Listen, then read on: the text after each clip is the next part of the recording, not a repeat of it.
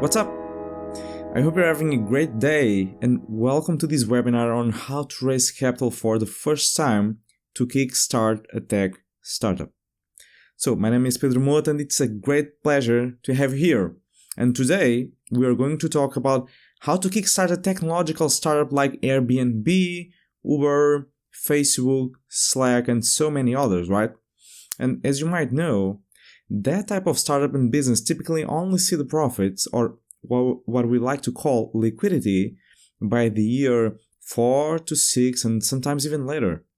So how do startups like Airbnb manage to sustain the entire operation until they have liquidity? But most of all, how do you even get started, right? How do you go from the idea or the prototype to having an operation and actually receiving a salary so you don't have to spend like 4 years or more with a rope around your neck?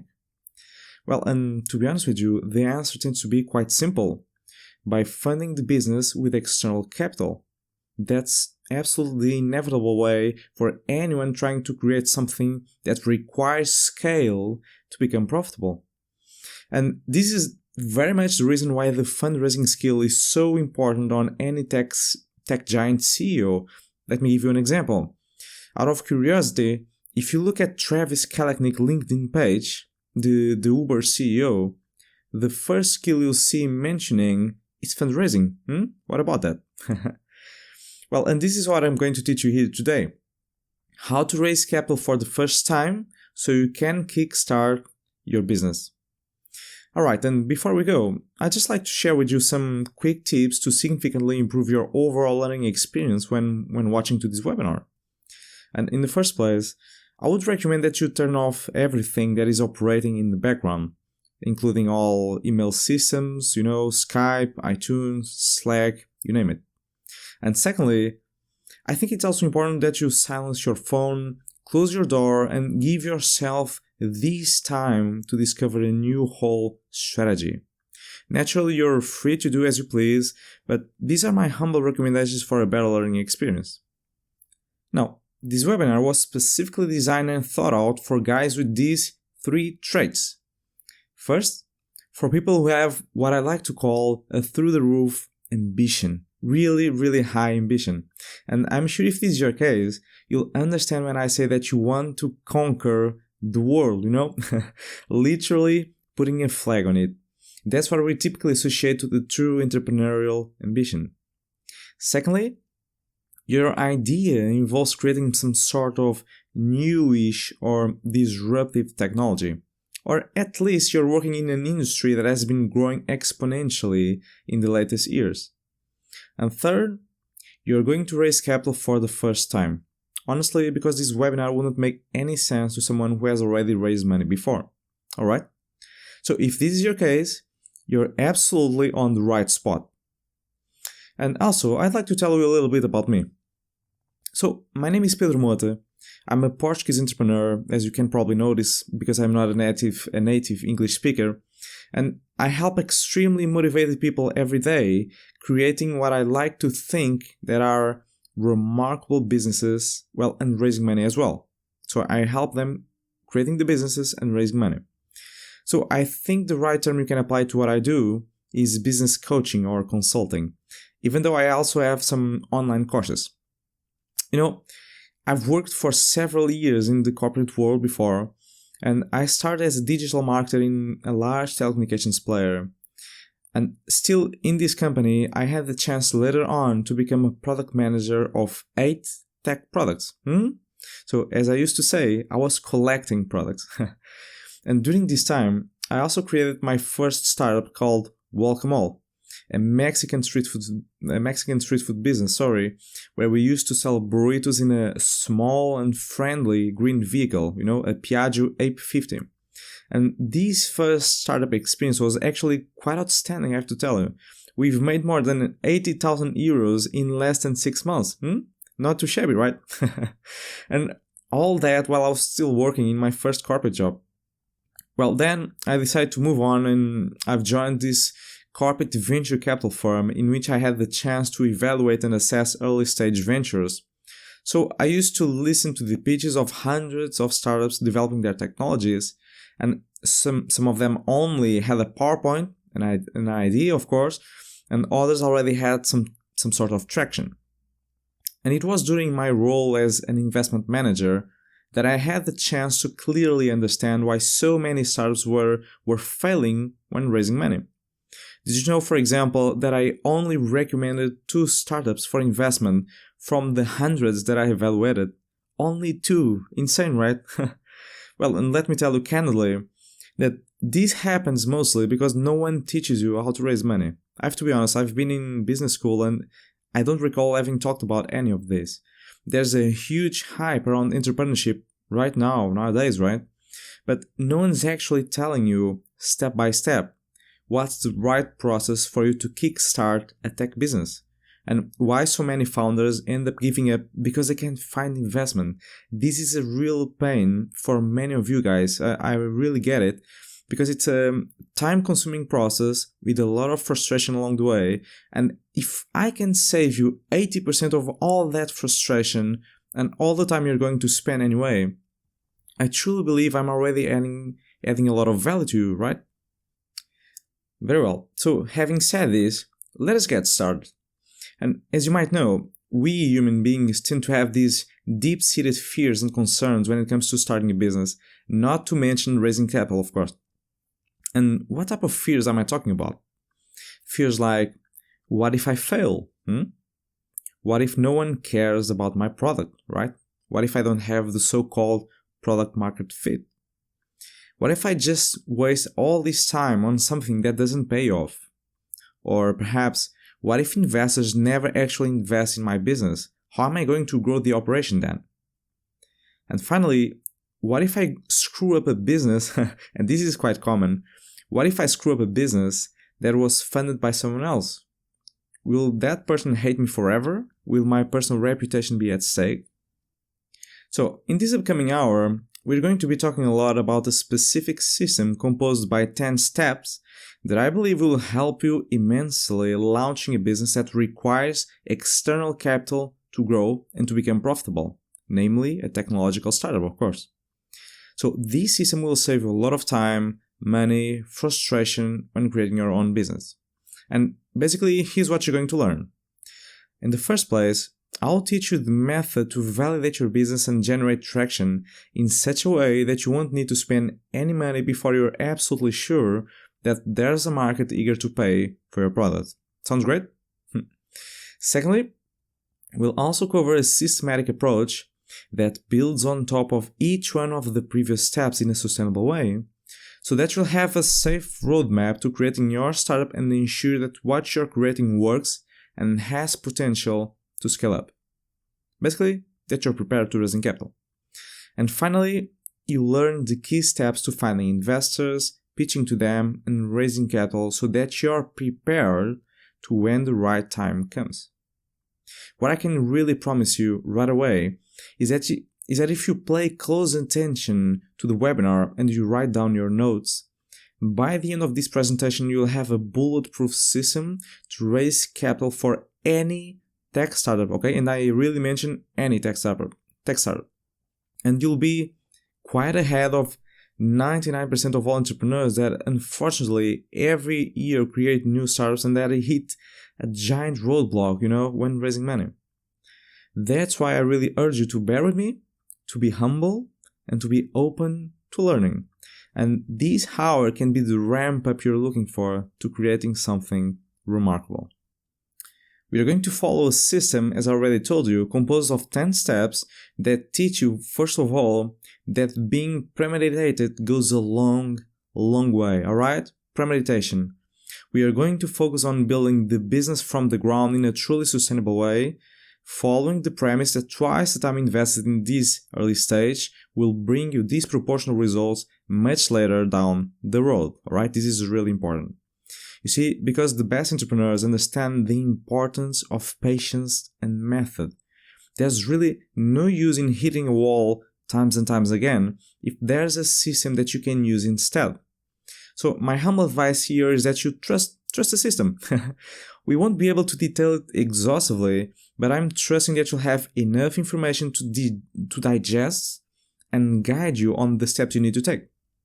And if by any means you need additional guidance, at the end of this webinar, I'll also take some time to present you a specific program that I developed to help guys like you raising money for the first time. Sounds great?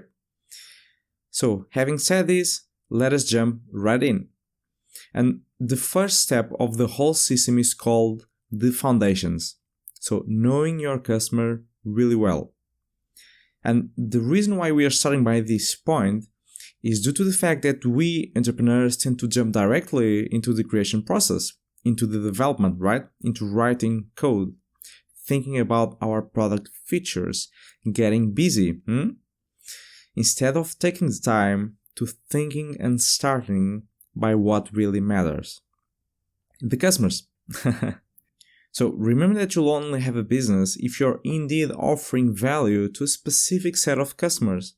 So there's really no point in starting developing anything or talking to random customers or even raising capital if you don't even know exactly who you're going to serve. That's why the very first step of the system is divided into two specific parts, okay? The first one is called research. And I know that we all hate to research. This tends to be a highly repetitive point and can get really boring. I understand all of that. But let's face the brutal facts here. I'm really not expecting you to get out there and randomly ask people on the streets what they think about your idea, okay? Even though that's what most of the marketers suggest that you do, I know from my own experience that in practice it's quite hard for you to talk with a substantial base of potential customers just randomly. So unless you have some sort of friends or relatives that can represent precisely your type of profile, I would instead recommend that you stick to researching online on forums and reading carefully the Amazon reviews on books or products that are related to what you're selling. And here's the trick. Specifically pay close attention to the 2 and 3 stars reviews because those are the ones that often highlight the good and the bad things of a given product, okay? The 4 and 5 stars reviews many times only focus on the good aspects and you want to search for the pains, okay? You want to search for the issues that people have pinpointed as something that could be improved. Now, this is the first step, researching. The second one will be a technique called submerging into the mind of your ideal customer. And truth be told, this isn't always easy and simple because many times we are not used to empathizing a lot with other people, you see, and seeing things from their standpoint, from their feet. But the goal here is to brainstorm with some good friends, relatives, or professional colleagues about how exactly your customer might think, okay? You'll be hypothesizing. You want to detail exhaustively the way he thinks, his type of concerns, his burning pains, until you design or write down on a sheet of paper your avatar. Make sense? Avatar. This is a very common term in marketing, I know, but it is really, really important. You even want to give a name to your avatar, okay? Like he's some sort of figural character, you know? So you can clearly see the type of person that will be your typical customer. You can visualize him, you see? So, recapping. 2 basic initial steps. First, research online on forums and Amazon reviews about what people isn't liking in a particular product. And secondly, submerge into a brainstorming session with a few friends or colleagues until you come up with a specific avatar profile for a typical customer. And the reason why we want to have this avatar is because it will help you so much in making decisions down the road when you're, for example, developing your product or deciding which channels to use to initially approach your customers, which pricing to set, and it will also help you understanding how to speak to a customer, etc. Okay, so many variables. These will be the major baseline that sets why you're doing what you're doing. Who are you trying to help and which problem are you trying to solve? Because until you really know this, in my humble opinion, there's no business, okay? So there's no reason to raise money either. Very well, so let us now move on to the step number 2. And this one is called squeezing the idea. I really love this concept.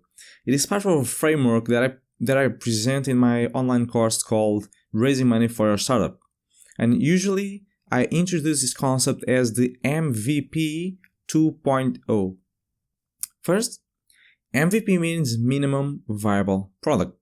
It was a notion introduced by Eric Ries, and it tells you that you should start by developing a core and basic version of your product without investing too much time and money, so you can validate your idea and only then move forward. Well, in Squeeze Your Idea, we are trying to go one step further. That's why it's called 2.0. And here I'm asking you to avoid wasting any money at all, if possible, in the development of the solution before you have some initial traction. Alright? So let's go step by step. First, before you develop any code for the solution, talk to a designer or use some tools that you can easily find online, like Balsamiq, for example, and design the end version mockups of your solution. Alright? So we are talking about a costless minimum version of your future product, okay? The package.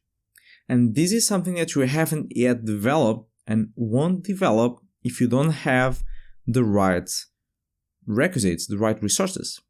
And what are we looking for? We are looking for, in the first place, traction, of course. You want to validate the idea. And secondly, you need to have the technical know-how or perhaps cash to fund the initial development.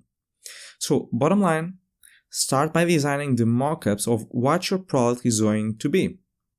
Design what I've called the package. It is an empty box, but a box that will show people your vision still. And this is going to be absolutely crucial for the next step. So there we go. Number 3, generating solid signals of traction. Now, the reason why we create the costless and future version of your product in the step number 2 is because you are going to use it to validate your business idea and actually to raise some early cash if needed. But we'll talk about that in a second. This is a step in which you save yourself months of work and sometimes thousands of dollars because you're going to validate your idea. And once again, there are a couple of ways to do this, but I'd like to recommend you focus everything you got in one specific tactic that is absolutely, at least I hope so, and I think so, the most effective and clear method to guarantee that people are willing to buy your product. Asking your potential customers to buy now. And I know this isn't easy. No one likes to face potential rejection, but if you want to shortcut a lot of dubious methods and be absolutely sure that your product will succeed, this is the way to go, okay? I'm giving you the method. Remember what we've talked about your customer in the first step? That you should start by knowing exactly who they are, what are their burning pains, where you can find them. Well, this is when you're going to apply all that information that you've used to come up with your avatar, and you're going to present to those potential customers your costless version of the product that you're still going to develop, okay? And of course, even though you still don't have a product, that doesn't stop you from reaching out to your customers. So here's what you want to do. First, reach out to those guys through the channels you already know that you can use to find them, okay? Because you've studied that on the first step. Then, schedule a meeting or a brief chat to talk with them about a specific subject that is directly related to the solution you're going to develop, okay? They must be connected somehow. Then, third, during the chat, listen really well, okay? Please don't talk too much, make more questions than you talk. Try to withdraw as much information as possible. That's your main goal right there. And on the next step, by the end of the conversation, if you still believe that your product represents an outstanding solution to that customer's pain, present it to him and watch the reaction, okay? On the end of the conversation, feel free to present your product. And here, you really need to be skeptical. Because typically, everyone will tell you something like, "Whoa, that's an amazing idea, man. Great job there." Because it's really tough for us human beings to tell you in your face, or to tell in my face, right, that my idea stinks. It's really tough for human beings to do that. We are not comfortable. So you need to be really skeptical, and here's my advice to you. If the customer shows interest in your product, you have to transact smoothly, gently, and politely to a formal invitation to buy the product right now, okay? Well, you can use a discount, for example, that's perfectly fine, or you can even agree with him, for example, giving him the product for free in perpetuity, you see? You can work out several options, but that's really the main question that ultimately you want to ask. Do you want to buy now? And I'll be as frontal as I can, because I think this is the best way to guide and help you, right? If you do everything right, and the customer doesn't actually give you the money right there, it's probably because 1, your product isn't that appealing to him, or 2, you've missed somewhere along the way in your target definition. Either way, honestly, you should definitely go back to basics and think again of both subjects. Are you missing anything in the target definition? Or are you misunderstanding the burning pangs of your customer? It can happen, really. Perhaps you need to twist some of your product features to make it more valuable. So, do as you please, but don't invest time and money on developing something that you're not sure that people are ready, willing, and eager to pay for. Make sense? So I really think this will save you so much frustration down the road. You cannot imagine. Okay, very well. So let us now move on to step number 4. And here we are going to talk about getting your initial funding.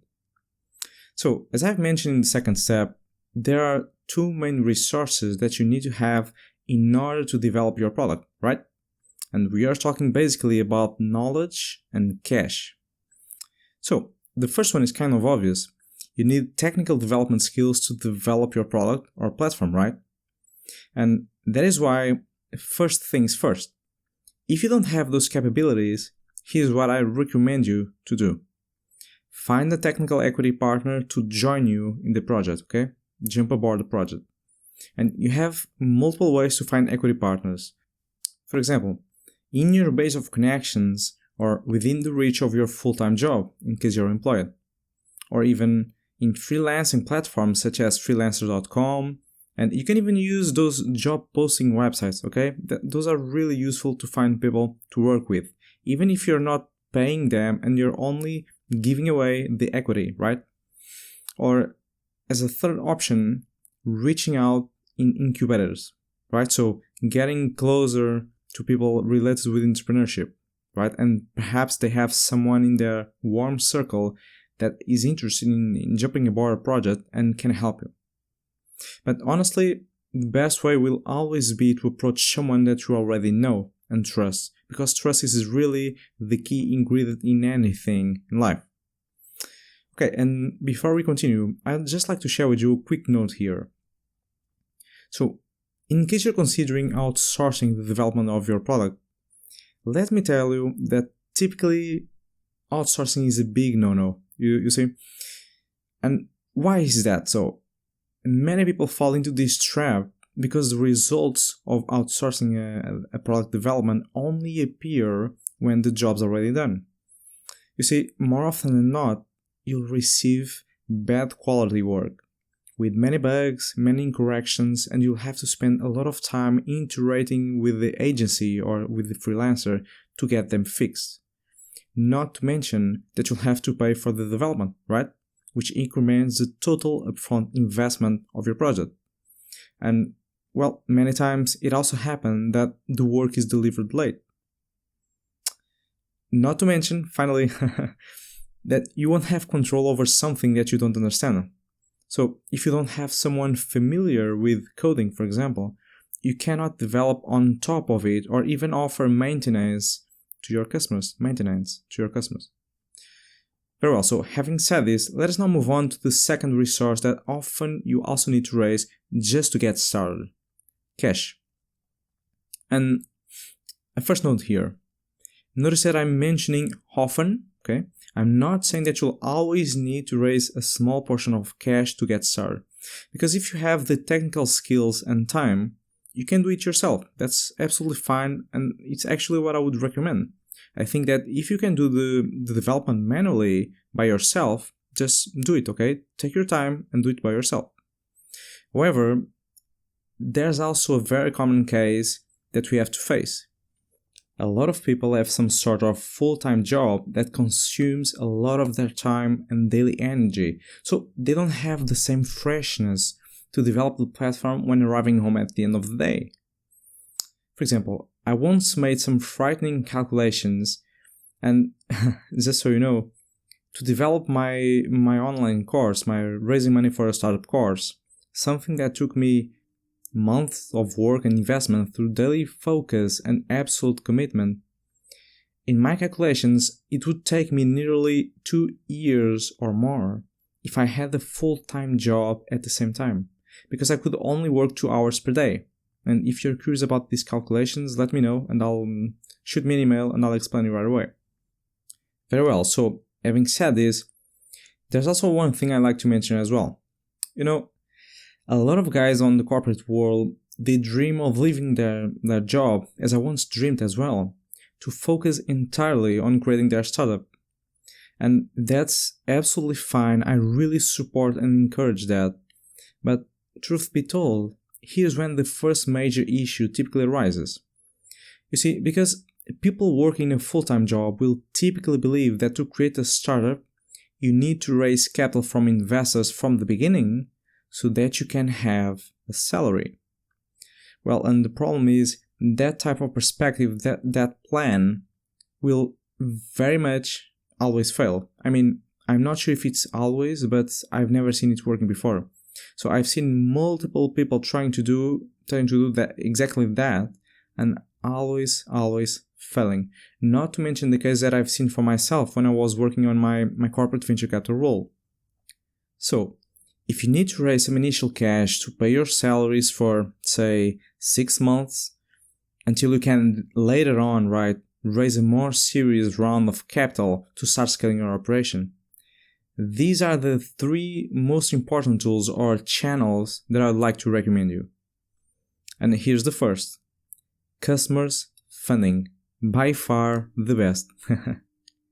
Now, this might be hard, or it might seem hard, especially when you're building something like WhatsApp, for example, because there are no revenues associated. But generically speaking, you can ask for pre-orders to your customers, or you can even have 1 or 2 of them funding the whole development of the project in exchange, for example, once again, for having the product for free in perpetuity. Alright, that's a really powerful trade coin that you can use. This was the first one. Now the second one, crowdfunding.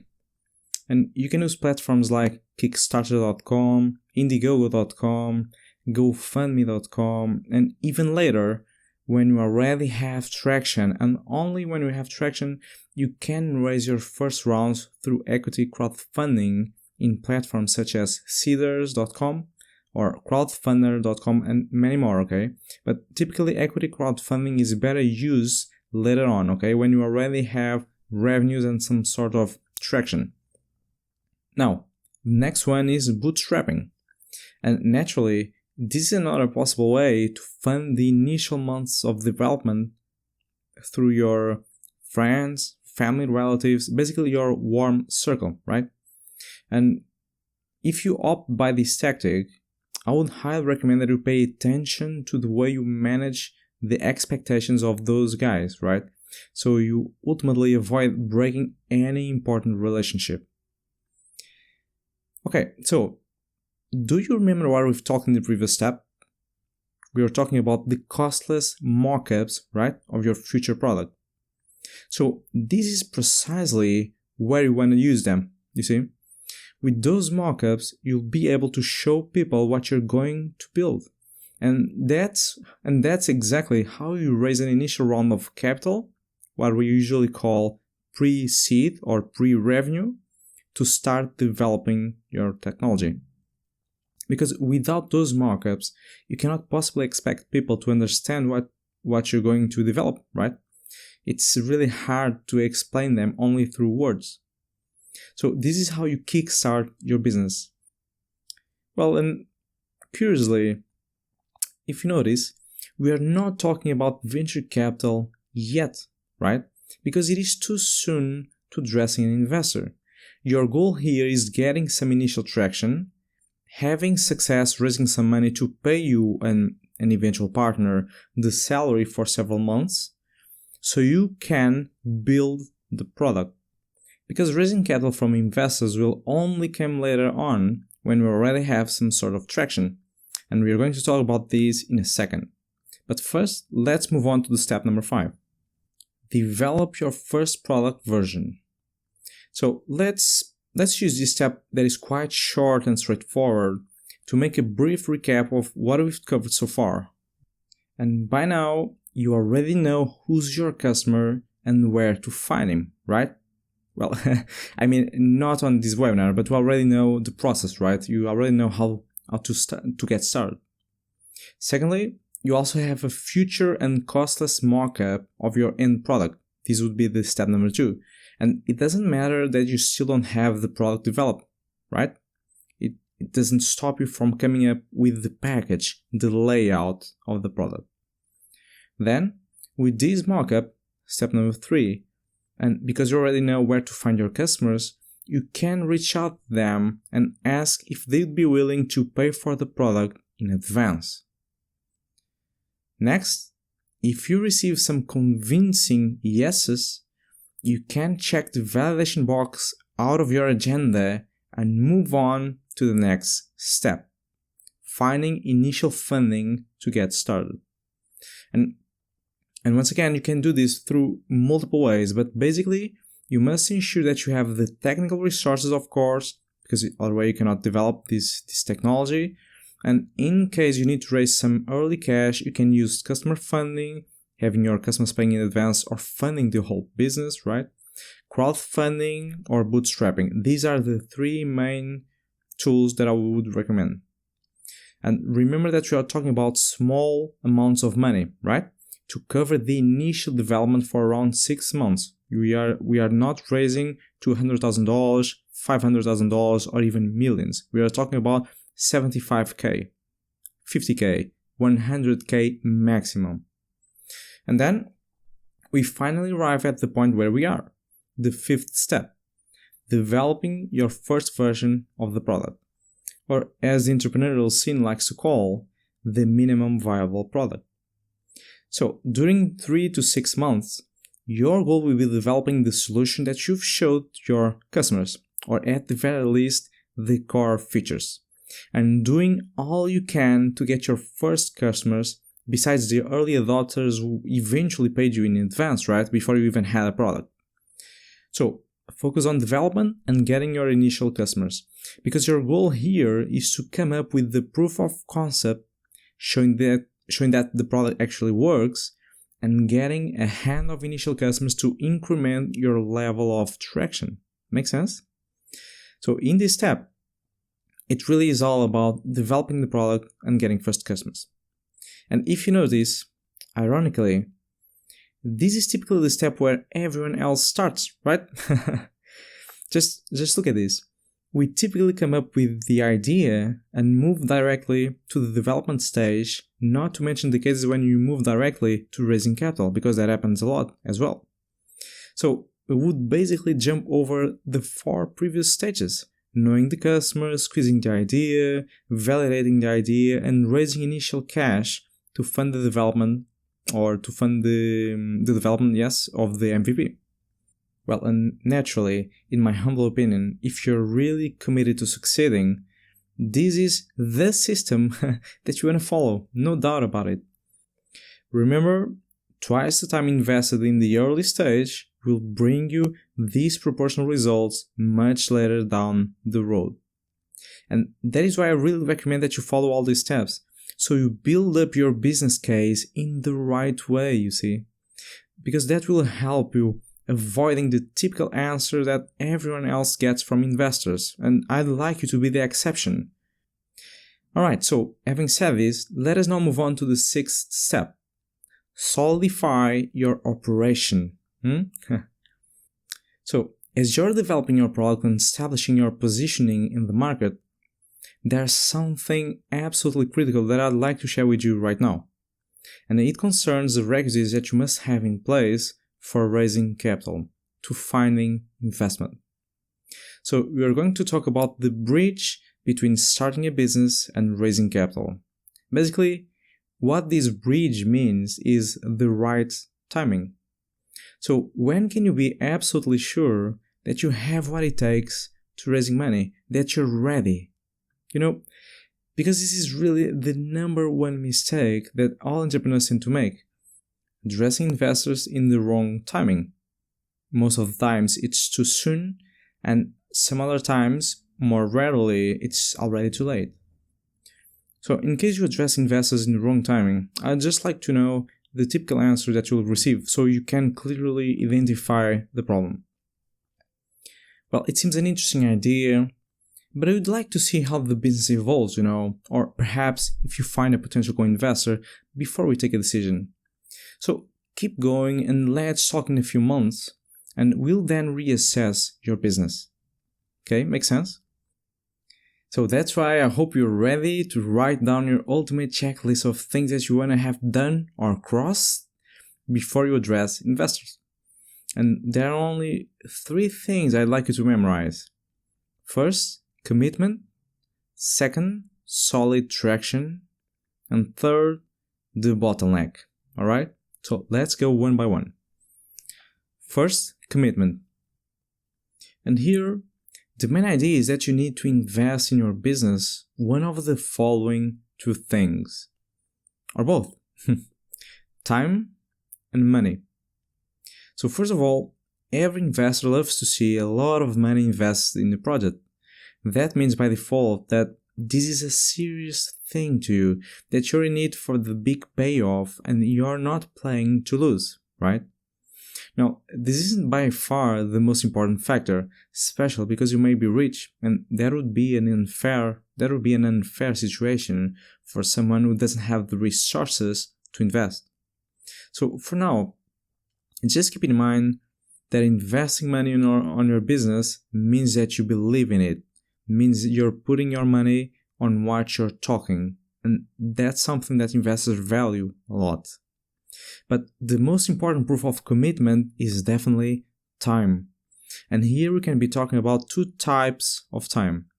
First, the project duration, right? Because you can be working on this startup for 2 years already, for example. And honestly, I would say that a minimum of 3 to 4 months is required. Or even we can be talking about leaving a full-time job to taking the plunge and leaping to an entrepreneurial reality with no backup plans, right? I mean, I'm not saying that everyone should do that and can do that, but it would definitely show that this is your bet for your future and it would better work. Okay, so now point number 2, solid operation. And as we've talked already, you need to have numbers to show. We didn't exactly detail here the type of numbers you want to have, but we've already covered that the most important one of them is by far having paying customers. So as an investor, let me tell you a scenario that I'd like to see. I'd like to see that you have a business that is growing very well, and if possible, by double digits, and that your customers are more than happy to pay for your product. Even though it still isn't perfect, right? Quite far from it actually, because an investor will always understand that you don't have the perfect product you're aiming at for the future. But I want to see as an investor that you have solidified your operation before reaching out to me, okay? I want to see that you're starting small, that you know that you have to walk baby steps, right? Start hyper locally. This is so important, really. And that you understand that without cash, without resources, we have to walk one step at a time and grow in a sustained way. That's the type of premeditation that I want to see as an investor. That you're reaching out to me not because you're desperate, but because it is part of your planning to raise money to scale up faster. And as a bottom line, there's something that I'd like to know, because I think this can really help you a lot in the future and can at least help you avoiding a lot of frustration. So investors want to put their money on companies that are already doing awesomely well without them, alright? Remember this. And that the potential of these companies with an investor will simply skyrocket, because so many doors can be opened. And that's why having a functional and operational company is a major requisite when addressing an investor. Having a startup that is actually driving successful numbers, even without the investor. So don't run to the investor simply because you think you need to. Don't use them as the safety valve, because that will only show despair, poor management skills, no premeditation at all, and will work against you at the end of the day. Okay? So, very well. Now, to wrap up the third point, bottleneck. And this one is easy. So, when you address an investor, you absolutely need to know why you're raising money, of course. There's simply no other way to put it. You want to have this clearly identified bottleneck, something that is stopping you from going faster, that you can easily convey and demonstrate to an investor. And here's what you'll get. First, the investor will admire the fact that you know exactly what's stopping you. And good chances are that he was precisely thinking about that specific point as well. Is it the marketing? Is it sales? Is it a specific equipment you need to buy to scale production? Is it a particular supplier that you need to find? You see, you absolutely need to know why you need the help of the investor. And needless to say, that means that you must know accurately how much money you need to raise. For example, for the 18 months, that's the regular and standard time period. And how are you going to spend the cash? Okay, so makes sense so far? Very well. And before you have these three requisites, commitment, a functional and healthy operation, and the clear bottleneck identified, my humble recommendation is that you never address investors. Don't waste your time there. Very well. So let us now move on to the step number 7, finding investors. So we've arrived at the part in which you actually start looking for investors, because you already have know-how about your customers, you have squeezed your product, you have found your first pre-orders, you have traction, you have a product, you have been developing your product and growing your operation, so you're finally ready to talking to investors. And this step and the next one we're going to address, preparing the meeting, should be done pretty much at the same time, okay? So the 7th step and the 8th step. Because it can take you, for example, 1 month until you manage to schedule a meeting with an investor, or it can be on the next day that you start looking. So you better be prepared as well, okay? So start looking for investors and prepare the meeting at the same time. Anyway, in this step, we are going to talk briefly about 3 ways to find investors that I honestly believe are the best ones, okay? Sounds good? And the first one is summits, the events, the conferences. And here, we are talking about those type of huge conferences like Web Summit, for example. Now, it doesn't need to be that huge, right? A smaller event can do perfectly well as well. And in these events, if you're willing to talk and meet people, it will be extremely easy and accessible to talk to investors. Because these events, they really are all about the networking. Did you know, for example, that, at least for what I've seen, most of the people don't actually watch the keynote presentations. I mean, it's like perhaps 40 to 50% watch the presentations, the keynotes, while the second half stay on the middle of the corridors and on the venue, just speaking and getting to know each other.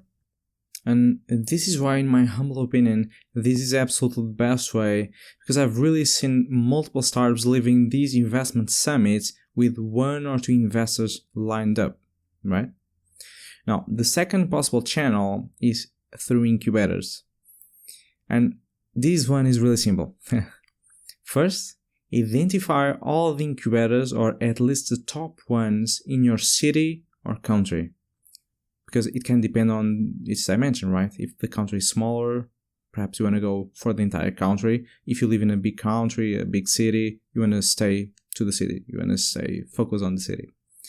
And then discover who are the founders of those incubators and reach out to them on LinkedIn or Twitter, okay? AngelList can also work. So if you can't get to the partners, make sure to target at least the managers. And your goal here is to schedule a 15-minute brief chat in which you want to address particularly 2 points, at least my recommendation. The first one, you'll want to present your business and listen carefully to the feedback that you receive, all right? To the feedback and advice you receive from the incubator's managers or partners. Ask them if this would be a good moment to address an investor, because if by any chance you misjudged your timing, they can help you and give you some clarity, which will save a lot of time and frustration, of course. So secondly, in case incubators agree that this is in fact a good timing for investment, ask this partner or manager if he'd be willing to introduce you to some potential investors that he believes could have a good fit with your business, right? And that's all. No more than that, really simple. Now, channel number 3, networking. Okay, so this is definitely the hardest, but it is also the best one when it comes to long-term perspective, because you'll be able to establish genuine relationships with people in the entrepreneurial scene. And I have to be honest with you, I really don't have time here to detail everything I like about networking, but I'll just tell you the single best advice I have for you when it comes to networking, to building genuine relationships and to circling the investors in such a way that they cannot avoid talking to you and meeting with you. So, don't waste your time cold emailing investors unless you live in a country where usually it's easy to reach out to them, okay? For example, if you're in the US, my humble advice is that you just forget the idea. I mean, your goal should be to, as I've told you, to circle the investors until a point which they cannot ignore you. More or less like what Cole Newport typically says, that is, be so good that they cannot ignore you, right? Well, and basically the question is, how do you do that? And here it goes, guys. My single best advice when it comes to the way to reach out investors through networking, okay? We won't talk about how to network, but I'll tell you how to reach them, how to reach the investors through networking. Very, very simple. Instead of cold emailing investors, cold email their analysts. I don't know why no one does this, really. People from the investment team, you see, every VC firm or even sometimes a business angel, but mostly the VC firms, they have an investment team composed of analysts. So all you gotta do is reach out to them on social media, invite them to a 15-minute chat or a lunch, and at the end of the day, if you impress the analyst, he'll tell his partner that you're a good opportunity. No doubt about it, because I've seen it myself and I've done it myself. You see? So this is definitely the best way to circle investors. And I won't dwell anymore on this. Just remember this method. Reach out to the analysts and not to the investors. Okay? Perfect? So, time for step number 8 now. The preparation.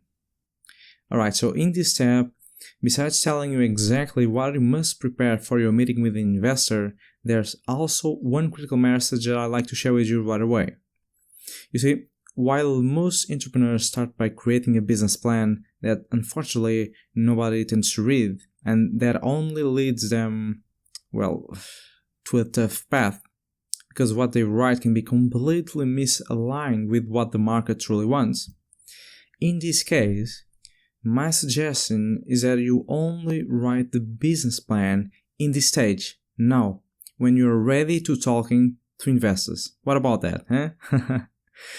Well, and you know what?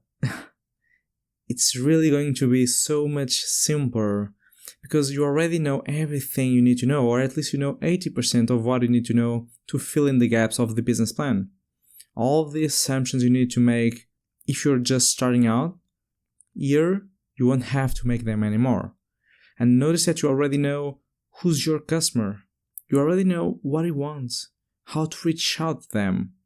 You already have a product, sales, so you understand how much the customers are willing to pay for the product, and you have a really good sense of how you want to grow your business. And basically all the financial estimations that naturally we cannot detail here, they can be easily made when you already know how much you're selling, right? That you have a really good grasp of your overall operation costs. You know what's your average ticket, right? How much each customer pays you on average. So having said this, here's what I'd like you to prepare before a meeting with an investor. And first, create a one-slide executive summary that covers all the points I'm going to tell you right in a second that you should insert or enter into your pitch. But in this one slide, in the executive summary, you squeeze them and summarize the points, right? This is the first thing I like to do, and I like to spend at least a really good time nailing this one slide. It's really important because this is also the slide that you're going to send to investors before a presentation. This is always the face of your business, okay? Now, secondly, I would recommend that you start by creating your 15-minute pitch text, all right? So write down every single word you're going to say. This is definitely the most important step of the pitch. Write down every word before you even waste time in the slides. Make sure that you memorize every word so you can focus later on what really matters, the body language. Then, number 3, when it comes to the pitch structure and content that you want to mention, I would highly recommend that you follow a 10-slide structure with the following contents. Define your business, mention your team capabilities, state the problem you're solving, introduce your solution or concept, mention the market size, detail why your product will stand out, and how are you going to make money, okay? Basically, each one of these steps in each one of the slides. And make sure that you do not pass the 10-slide structure. Well, and finally, of course, step number 4, write down your business plan because now is the time to do it. And all you need to do is searching online for a business plan structure and fill in the gaps with all the information that you already have. Awesome. So, 9th step now, the meeting. And during the meeting, what I want you to focus on is expressing yourself really well and understanding that effective and remarkable persuasion doesn't come from what you say, but how you say it, how you express yourself. So you gotta have your pitch, you're ready, you have traction on your business, so all you're lacking right now is knowing how to communicate and sell your business. That's why in this step, I'll just leave you with a few powerful tricks that you should not only use during your pitch, but honestly, for the very rest of your life, okay? So anytime you can. And here they are. Number 1, don't speak too fast. Beware that your tone and speaking speed highly indicate your maturity level. Notice that older and more experienced people usually speak slowly. So pretty much our minds are used to associating more maturity and experience to people who speak slower, to people who are not worried about getting interrupted and that ultimately know that what they are saying is important. That's why it really helps if you speak slowly. Now, second point, listen really well and never show that you're eager to talk. Okay? So please never interrupt the question. This is absolutely critical, really. Listen to all the questions and observations until the very, very end.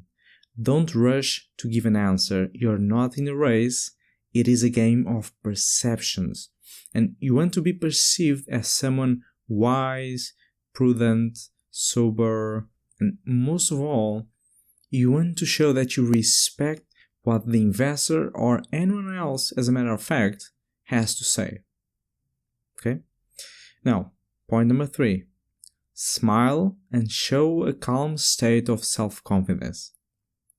Because you should never worry if you don't have all the answers. Come on, you're not supposed to have all the answers.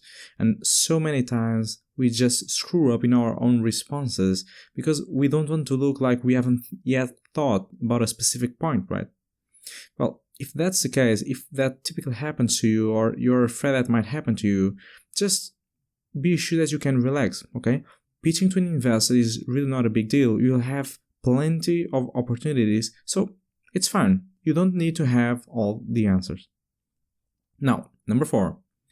You have no certainties about anything and you're not judgmental, okay? This one is really important, to be honest.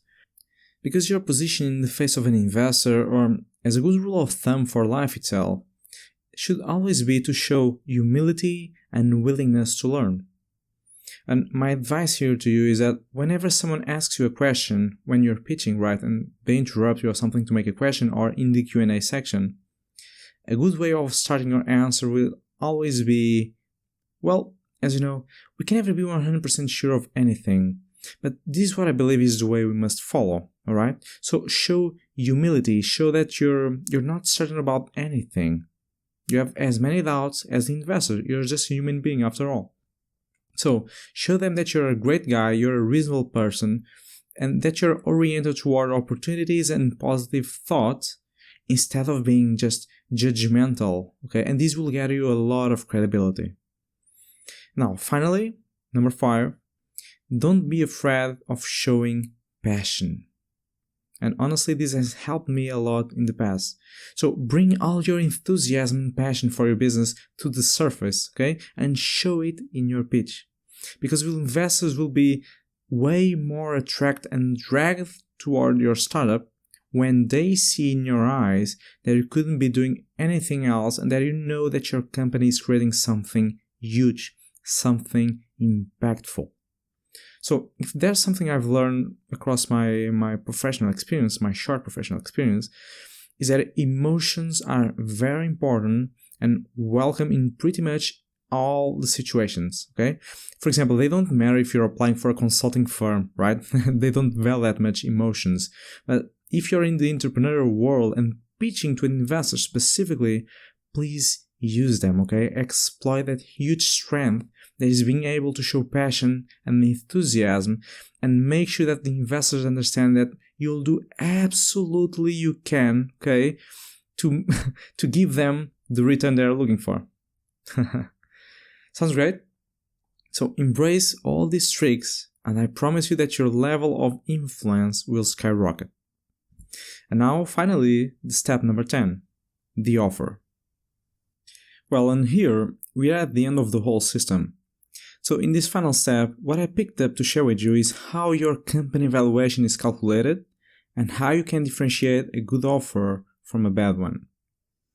And first, as a rule of thumb, don't worry too much with your company valuation before you actually receive an offer from an investor. Because, you know, they are the ones who will set the tone on the valuation discussion. It doesn't really matter what you think, okay? So just make sure that you know how much money you need and very precisely how you're expecting to spend it, okay? So how much money you want to raise and how you're going to spend it. Now, anyway, I still think it's important for you to know how your company valuation is calculated. And there is a really, really simple formula that you can use. So the amount of money offered times 100% dividing by the equity percentage asked in exchange, okay? So amount of money offered times 100% dividing the equity percentage asked in exchange. So let's imagine you're raising $200,000 in exchange for 25% of your company, okay? And what this basically means is that you tell the investor that you want to raise $200,000 and he proposes you to give you 25% in exchange for that. And given this, your company valuation will be calculated in this way. So you multiply $200,000 times 100%, right? Dividing by 25%, okay, the percentage that the investor offered you. And naturally, this will lead to a valuation of $800,000, right? So if you make the calculation, you'll arrive at this number, which is the same as saying that your market price is $800,000. And what exactly is your market price, right? Well, the market price is the maximum value that anyone is willing to pay for a company. Now, the investor isn't giving you $800,000, right? He's only giving you $200,000. But he's giving you that amount of money, and he's publicly stating that the $200,000 are in exchange for 25% of a company worth $800,000, all right? So as soon as there is someone giving you the money, giving you any type of money in exchange for an equity percentage, that person is publicly stating and confirming the value of your company. Okay? Does it make sense? Very well. So having said this, let us now address how can you know if the offer you're receiving is any good? Because many times we are really tempted to accept any offer we receive, right? But not all offers are actually good. So how can you differentiate a good from a bad one?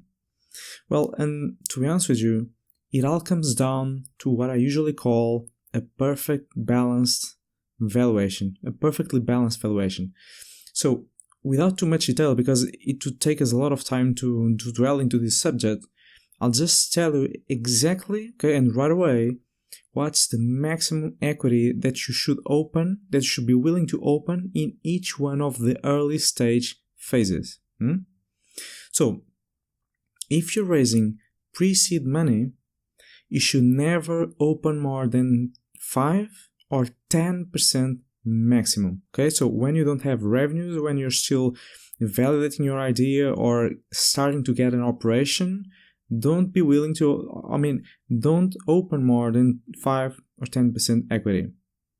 And if you're raising a seed round, okay, so you already have traction, you're looking to create a solid operation, to start scaling a little bit, and building a product. So in that case, when you're raising seed round, you should aim at a maximum of 25 or 30%, all right? So there are really good reasons for this value. And it all comes down to having in mind the interests of the investors aligned with the founders, right? And protecting the future potential of the whole company, which naturally is important not only for the founders, but also for the investors, because that protects the value of the asset, right? And you want to make sure that you don't jeopardize the potential to raise a Series A further on, for example.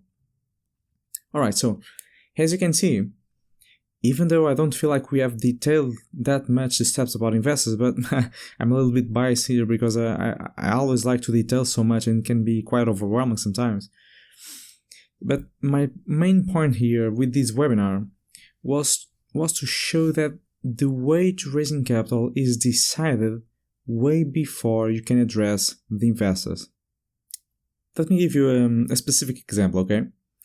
So I'm not sure if you know Ramit Sethi. He's a great influence to me, really. He talks about money, psychology, creating an online business, earning 1K on the side. Major influence to me, really. And he typically mentions this example that I find quite useful for this situation. When a man is on a date with a woman, he tends to believe that he needs to do everything right during the date so he doesn't screw up, right? But the fact is, the woman, most often than not, already has decided long time ago if she wants to stay with the man or not. That decision was already made way before this meeting, simply by the way the man talks, by the way he walks, the way he dresses, you name it. And here, when raising capital, it's more or less the same, alright? Your odds have been determined through the way you build your business and not exactly by the pitch structure or the mood of the investor, even though naturally I recognize the moment in which your pitching is the pivotal point, right? It's the football match. It's when you really have to stand up for your real value. But truth be told, assuming that you have all the personal traits an investor is looking for, it's typically the system, the process of how you build your business that screws up the founders. It's not having a well thought out business approach. It's not having the traction. It's not showing premeditation, okay? Well, and at the end of the day, in my humble opinion, that's precisely what separates the startups that successfully raise money from those who don't. At least in the early stage, that's what we're talking about. Now, would you like to dive into each one of these subjects that we've addressed right here? And would you like to guarantee that you're seriously reducing the chance of wasting time and money when finding investment? So if that's the case, here's what I'd like to recommend you. If you're really committed to succeeding with your startup, and you know that eventually raising capital will be or is already a major bottleneck for your specific reality, I would like to invite you to enroll on my online course called Raising Money for Your Startup. And this program, Raising Money for Your Startup, is an online course thought specifically for entrepreneurs that are just starting now, that are looking to raise money for the first time, even if all they have is $1 billion idea with no knowledge whatsoever about how to get started, right? Which steps to take, and zero knowledge on finance. So this program is a comprehensive blueprint, or at least I like to think so, on what really moves the needle. Okay, so to create a remarkable business, to raising capital, this is the right program. Basically, it will detail a lot the whole process we've been talking here, right? And we do so avoiding all that crippling bureaucratic stuff, like accounting terms, legal sheets, right? Because that's virtually irrelevant for an early stage or pre-revenue startup. There's a whole process for us to focus before that. That's like secondary completely. And what I really consider to be the great advantage of this program is the fact that we focus so much on developing you as an entrepreneur and as a person. Because we really invest a lot of time in the communication and body language subjects, you see? And I do my best to teach you exactly how to build relationships for life, how to position yourself remarkably well in the face of an investor, for example. So the value that you reap from the program won't be strictly attached and related to raising capital. I mean, that's obviously the end goal, but there's a lot more within the program. So it will also help you growing as a human being.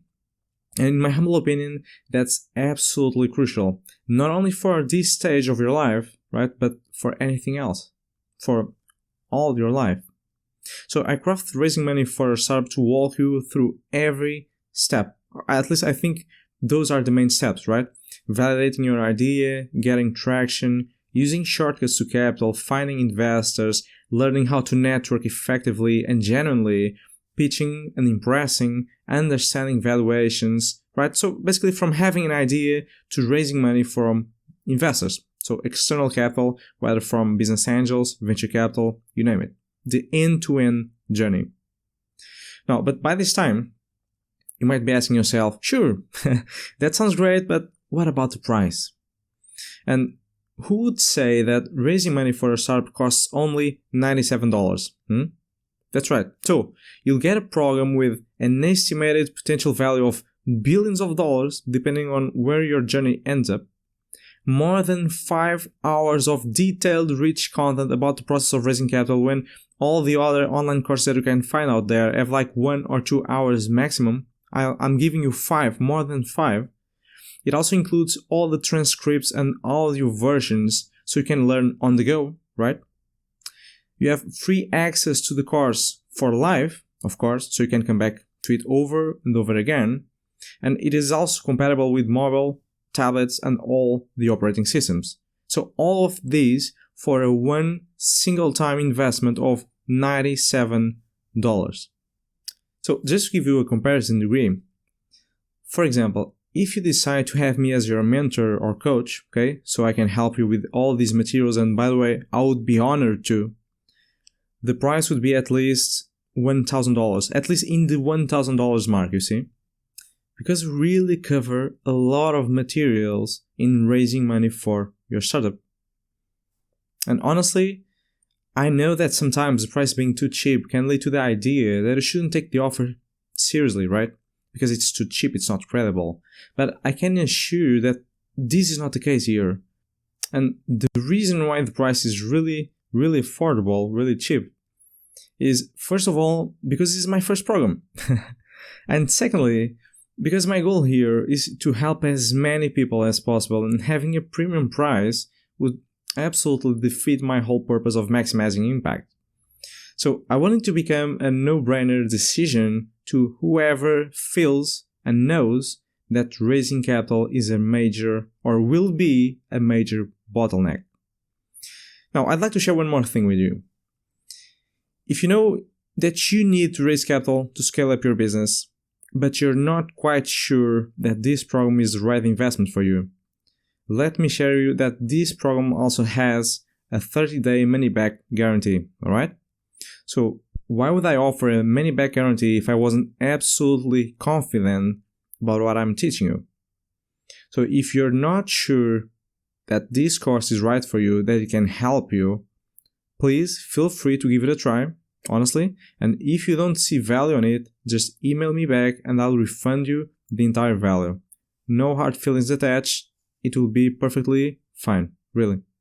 So, besides the affordable one-time investment of $97 only, I trust so much in the quality of the program and in the impact that it will ultimately have on your life that I'm open to refund the entire value of the course in case it doesn't meet your expectations, right?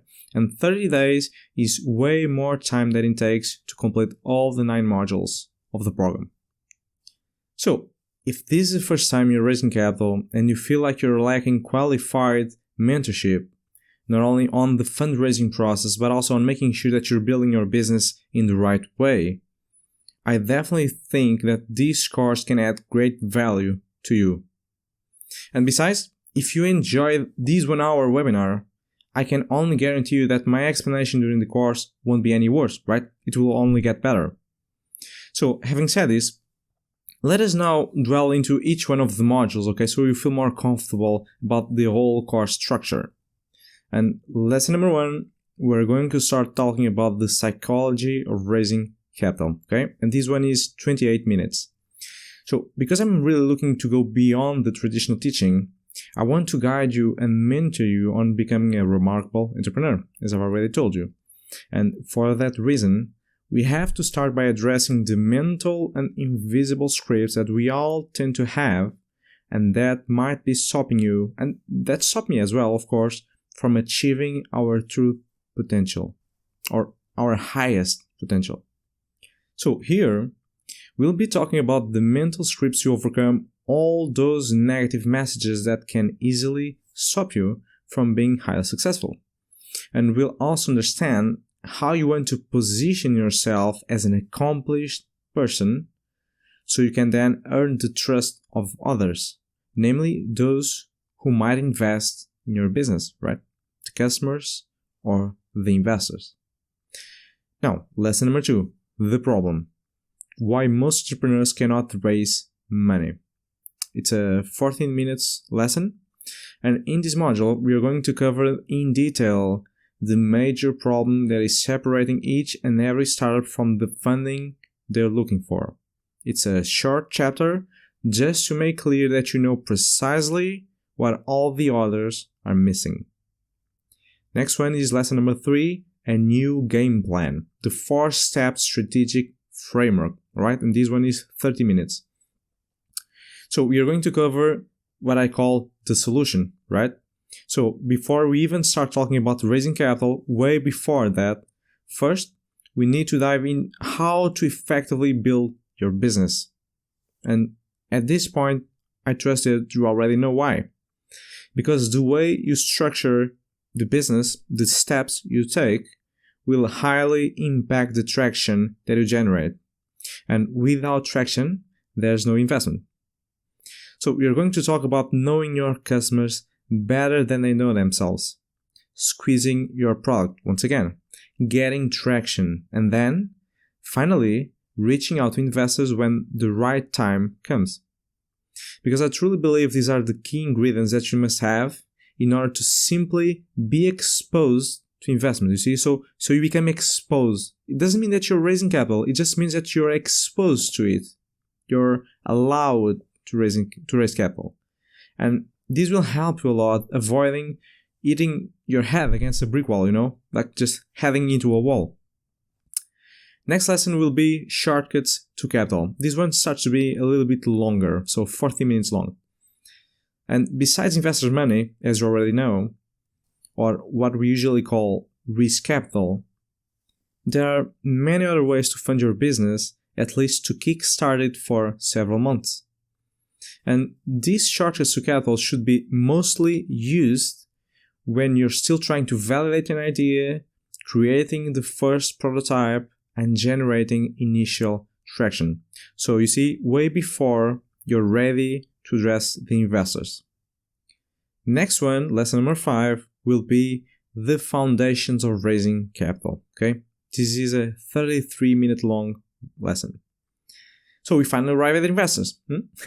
And here we are going to start talking about 3 things that I think that you absolutely need to know about investors before you reach out to them.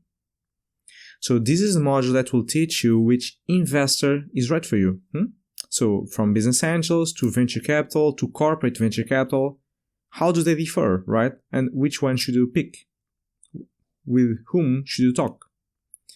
So, secondly, you'll also learn what is the typical amount of money that you should be looking to raise in the early stage. And most importantly, when are you finally ready to addressing an investor? When do you have all the requisites, you see? Next one, lesson number 5, will be finding investors and networking, 40 minutes long as well. And on this lesson, we are going to cover one of the most common doubts of anyone seeking for investment. How can you actually find them? Where do they wander? I mean, they don't pop out of trees, right? What are the best channels to approach them? And how should you present yourself? How should you position yourself? But honestly, that's not all. Because we are also going to talk in detail about networking. And it doesn't mean that the only way to find an investor is through networking, because it is not, right? You have other options on top of the table that are faster and easier. But let's face it, networking still represents a major bottleneck for many entrepreneurs out there, because we don't know, it doesn't come easy to us engaging people, right? Scheduling meetings, or learning how to behave and how to create genuine and tremendous empathy with someone else. Many of us just typically are too pushy, right? Or we don't do it at all. So what's the right balance? How can you create genuine relationships with someone so you can build such a connection that investors at the end of the day won't be able to miss you, right? They won't be able to avoid meeting with you. Next one will be lesson number 7, the team traits. What investors are really, really looking for. And this one is also a short one, 22 minutes, because we focus clearly on what makes you special and what investors want to see. As you know, everything rises and falls on people, right? And especially on an early stage, when many times you don't yet have those big numbers and the volume that one day you'll have, an outstanding team is half the way to raising money, right? That is why this is so important, and even though it's a short chapter, I decided to put it all in one single and separate module. Next one will be number 8, how to pitch and impress. And this one is the longest, okay? 48 minutes. Well, naturally, we had to talk about pitching, right? we had to talk about what makes an outstanding pitch. How should you present it? How should you speak and behave? And which are the parts of your business that you want and definitely want to highlight, and which are those parts that you don't need to talk about, right? Because they are not that important. So in this module, I truly believe you'll become an excellent communicator. At least you'll know what to do, because we're going to talk a lot about body language and engagement tricks to increase your level of credibility.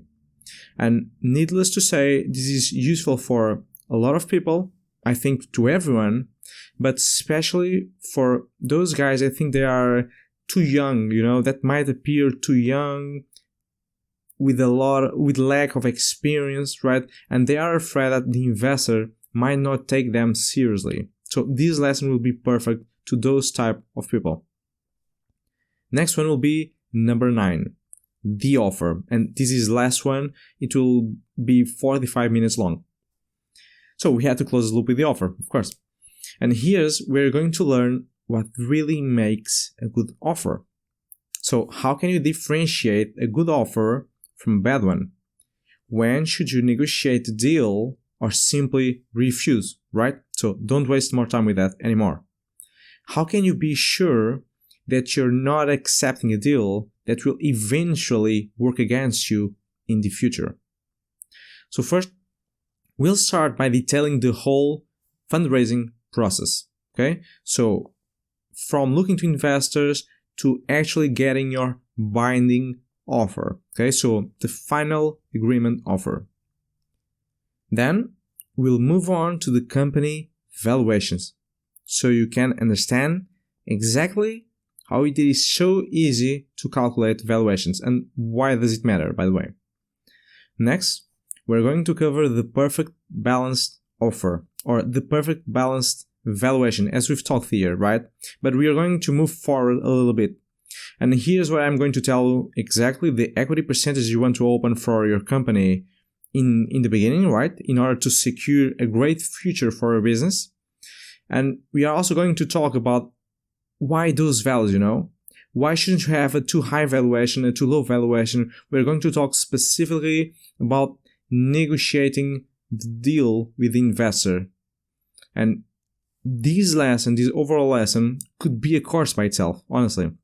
Because I'll help you understanding all you need to know about valuations and how to guarantee that you only accept an offer that defends your business best interests.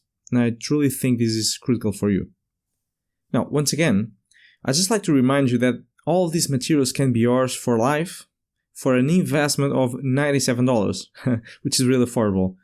And it is virtually 10% of the whole value of the course in case you'd like to work with me through business coaching.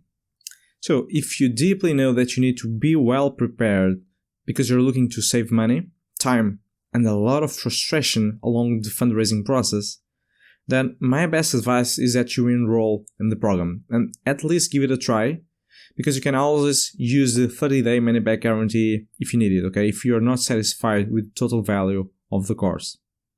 And at the same time, remember that I'll always be there with you, okay? I'll always be with you with anything you need. Just shoot me an email and I'll get back to you as soon as I can, okay? You can trust that I'll always do my best to help you any way you need, all right? So let's get started. I'm really looking forward to guiding you on your journey, as honestly, nothing would give me more pleasure than knowing that you've made it so far, and that it all started with this course, with raising money for your startup. So all you need to do is clicking on the link below this video or simply entering the following URL into your browser. Build Your Dream Company, altogether, buildyourdreamcompany.com/join. And once you do that, you'll immediately access a page with the final details so you can get started, okay? And thank you so much for staying with me during this hour, during this 1.5 hours. And if you decide to move on with raising money for a startup, let me tell you candidly that I'm really, really happy for you. First of all, because I know the impact that this course can have on your life, Okay, I'm sharing with you a lot of the stuff that I know. And secondly, because that ultimately means that you're investing in yourself. And trust me, you're the best asset that you have. So investing in yourself is always the best option that you can make. Thank you a lot for watching, and let's keep in touch, okay? Thanks a lot. Have a good day.